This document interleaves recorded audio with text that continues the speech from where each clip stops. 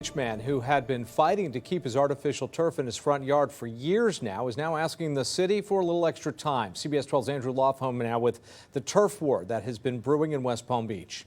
This is the yard here. You can see how green it is. You can see what it compares to real grass in the area. Now it's mostly sand underneath, so it's really hard to get anything to grow here. Now interestingly, he can't have it in his front yard, but he can have it in his backyard or even his side yard. Now he's had it here for a few years. The city's threatened to find him before, but ultimately didn't. Now they're threatening to find him again in the middle of a pandemic.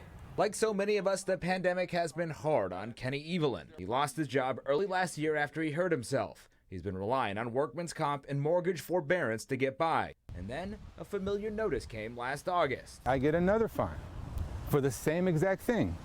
And at this time, I no longer have a job. It took Kenny 3 years to save $8,000 to install this artificial turf, which he thought he had gotten clearance for.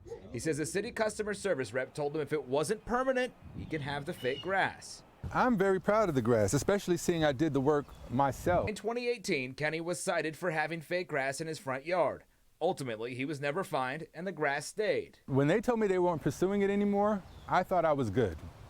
I didn't think I would have to pick it up or anything anymore because they were no longer threatening me with the fine anymore. Last August, after he got this new citation, the city confirmed to him that he wasn't grandfathered in and the grass would have to go. He's conceded to moving it.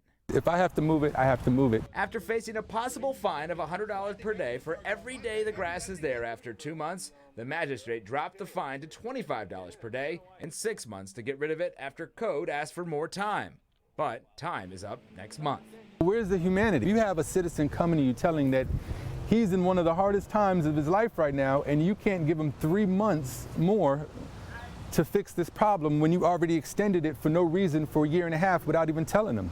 Had him thinking that it was over. Code enforcement sent us a statement saying in part that they've worked with the homeowner here, Kenny, since 2018 to try to bring his home up to code, adding that he hasn't accrued any fines yet. Now, removing this fake grass isn't as easy as just rolling it up. You can see here there's a layer of some special dirt down here that he would also have to remove. It's about 6 inches deep. And he plans on paying for the removal of this with his tax return. In West Palm Beach, Andrew Lofholm, CBS 12 News.